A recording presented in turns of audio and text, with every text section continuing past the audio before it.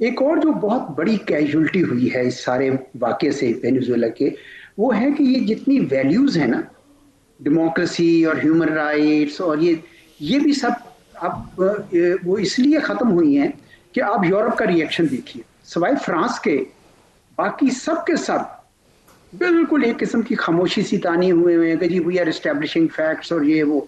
इसी तरीके से भारत, अभी मुझे नहीं पता, अभी शायद रिएक्शन आ गया हो। मैंने देखा कि वो भी शायद नहीं रिएक्शन दे रहे। अब इसका क्या मतलब है? इसका मतलब ये है कि रियल पॉलिटिक्स चल रही है इस वक्त। यानी ये जो वैल्यूज जिसकी बुनियाद पर हम पे यानी एक किस्म की हुकूमत करने की कोशिश करता था मगरब, वो अब नहीं रहा। अब ये दोबारा नियो कॉलोनिज्म है या इंपीरियलिज्म कह लें, या जो भी उस किस्म का दौर आ रहा है।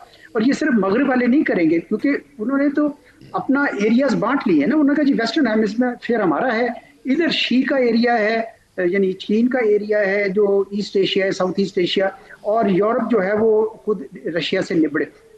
तो ये हमारे लिए काफी मेरे ख्याल में इम्पोर्टेंट है कि अब हम उन चीजों पे ना करें, और इसके लिए रियल पॉलिटिक्स में रहते हुए आपको अलायंसेस बनाने पड़ेंगे। And that's where I agree with you कि आपका जिस तरह सऊदी अरब के साथ है, तुर्की आपका यानी अच्छा जाना माना दोस्त है। चीन के साथ मेरे ख्याल में इस वक्त जरा ज्यादा मेहनत करने की जरूरत है, क्योंकि चूंकि पाकिस्तान के अमेरिका के साथ ताल्लुकात इस वक्त गर्मजोशी की फेज में है, जो बदल भी सकते हैं।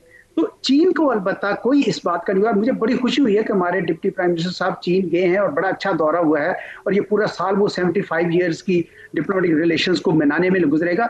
मेरे ख्याल में this is a great thing that we are doing. हमें चीन के साथ पूरी तरह करना चाहिए। अगर इस किस्म का कोई और डिफेंस एग्रीमेंट बनता है लाइक माइंडेड मुल्क के साथ, तो वो करना चाहिए। ईरान में अगर कोई गड़बड़ करते हैं ये तो मेरे ख्याल में वो उसकी बड़ी इम्प्लीकेशंस होंगी, पूरे खित्ते के लिए भी होगी, और हमसाए होने के अलावा हम पे ही होंगे।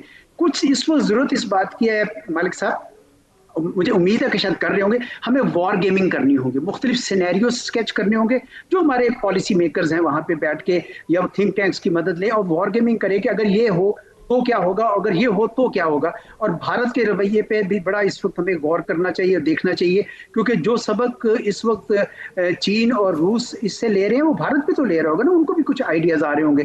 तो इसलिए वॉर गेमिंग जो है इस वक्त हमें ये सारे सिनेरियोज के मुतालिक करनी चाहिए, ताकि हमारी तैयारी जो है ना मुकम्मल हो। बिल्कुल।